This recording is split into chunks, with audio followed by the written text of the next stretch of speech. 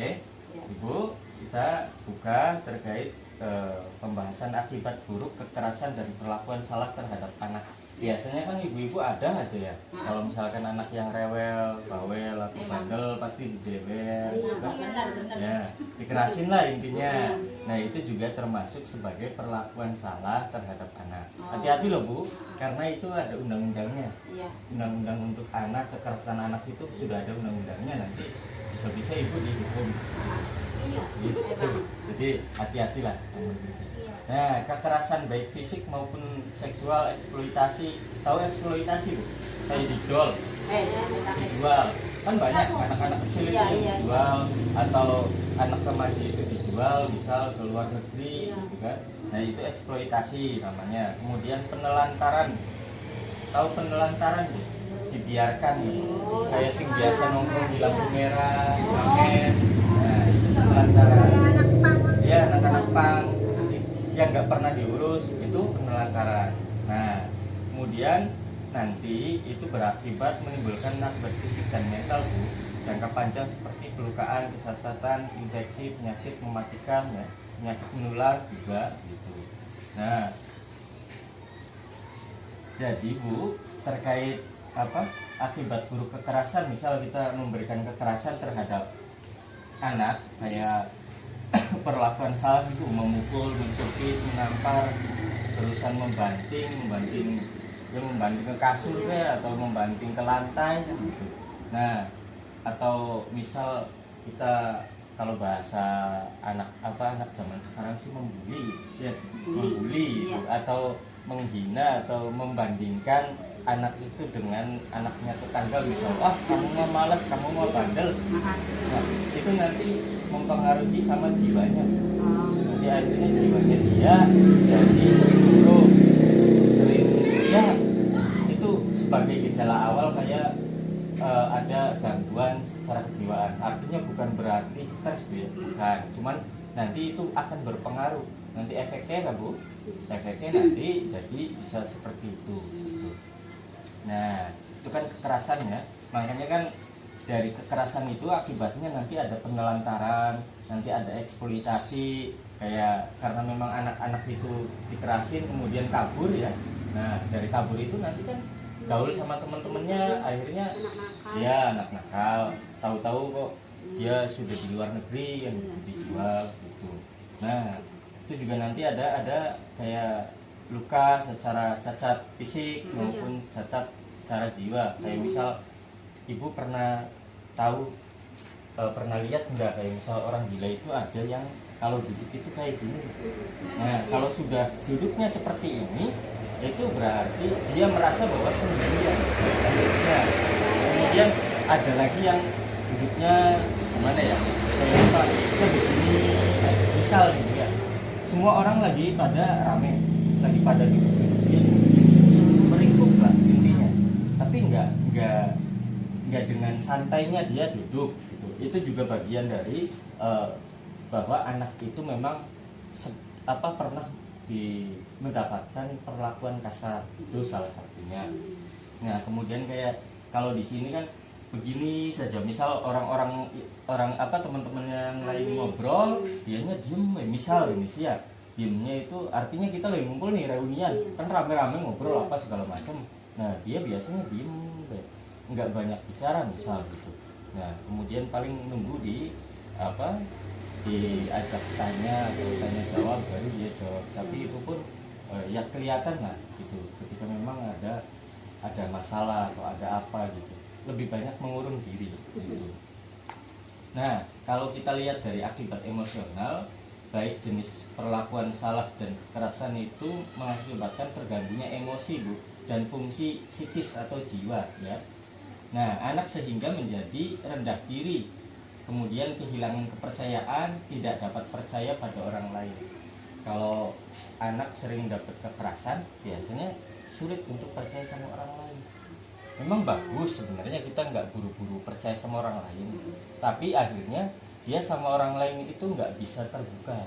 Kayak misal ada orang yang baru, dia merasanya ini ancaman bagi saya gitu. Biasanya seperti itu. Jadi dia tidak bisa terbuka, tidak bisa memperkenalkan diri lah katakanlah gitu. terus tidak percaya diri, biasanya tidak percaya diri. Kayak misal mau, saya punya bakatnya musik kan gitu, karena memang hidup saya diberikan kekerasan terus sama orang tua tiap harinya. Akhirnya ketika saya mau main musik, manggung gitu, saya nggak pede, walaupun saya bisa misal gitu kan. Iya, karena memang nggak boleh kan, dimarahin terus, kamu nggak boleh main gitar gini gini gini. Nah itu juga bagian dari mempengaruhi mental. Nah kita berbicara akibatnya ya Bu ya, akibat dari perlakuan buruk, kekerasan dan perlakuan salah terhadap anak. Nah kemudian ada akibat sosial Bu, akibat sosial dan perilaku atau akibat untuk di hadapan orang umum ya. Kayak akibat sosialnya itu ketika anak menyendiri, tidak mempunyai teman bermain, tidak bersemangat lah, mudah menyerah dan putus asa atau cengeng. Itu bagian dari gejala-gejala bahwa anak itu sering diperlakukan kasar. Itu salah satunya ya. Kayak perlakuan salah dan kekerasan tidak selalu berakibat tunggal, tapi sering menimbulkan akibat yang lebih kompleks ya, berjangka panjang. Kalau untuk saat ini mungkin ya ketika kecil sering dikerasin dan lain sebagainya, mungkin sampai SMP, SMA mungkin iya biasa saja, tapi belum tentu Bu. Nanti ketika sudah selesai SMA barangkali anak itu malah jadi drop gitu ya, khawatirnya seperti itu, mentalnya turun, kemudian kayak misal pengen kuliah, yang lain aja kuliah misal, akhirnya dia nggak mau kuliah gitu ya. Nah kemudian kayak tingkat keparahan akibat kekerasan dan perlakuan salah terhadap anak. Jadi tingkat keparahan akibat dari kekerasan dan perlakuan salah Bu ditentukan oleh beberapa hal Bu. Yang pertama, semakin dekat hubungannya dengan anak, misal orang tua ya kan, itu juga orang tua bisa menjadi pelaku kalau dalam undang-undang sih ya.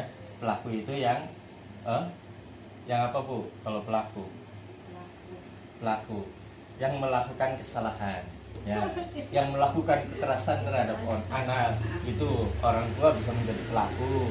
Kemudian jenis dan bentuk kekerasan, perlakuan salah paling parah akibatnya ya kan, masih ditentukan oleh faktor-faktor lain ya. Jenis dan bentuknya itu banyak Bu sebenarnya. Kayak misal jenis perlakuannya gitu, jenis kekerasannya gitu.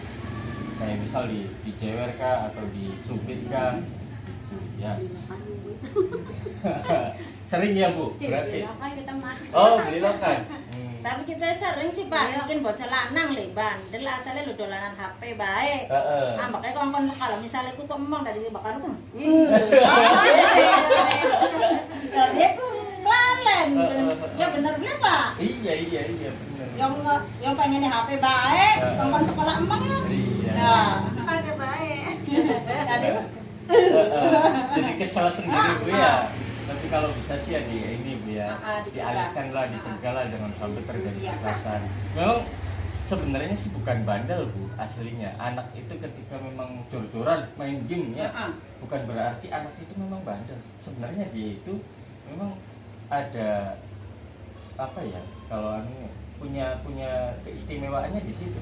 Dia kalau main game atau yang berbau teknologi dia pintar. Sebenarnya itu anak-anak itu satu sebenarnya, dia itu kepengen tahu, kayak misal main game pengalamannya Pak ya. Iya, pengen tahu pengalaman sebenarnya. Ya tapi kalau liburan sih Pak Memang persoalannya itu. Iya, maksudnya cari kita ke oli Pak ya, dolanan oli. Tapi waktu kedeng wira bisa diatur.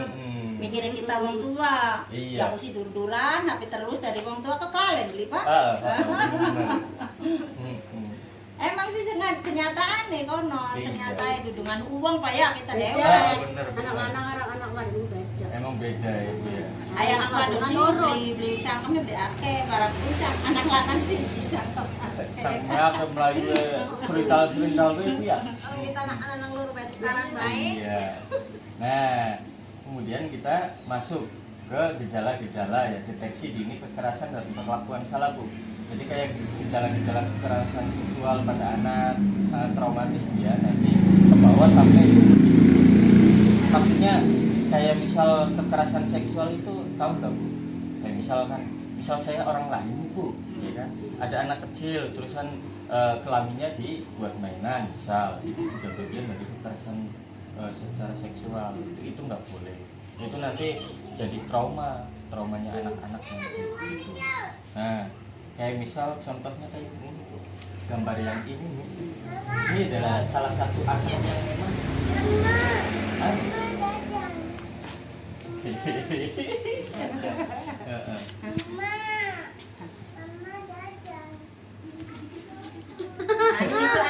anak bapak. Engkau dalam tanding ya. Udah sekolah, diem. Kayak misal trauma ya Bu ya, anak-anak itu ketika gejala kekerasan seksual, gejala kekerasan yang lainnya. Nah,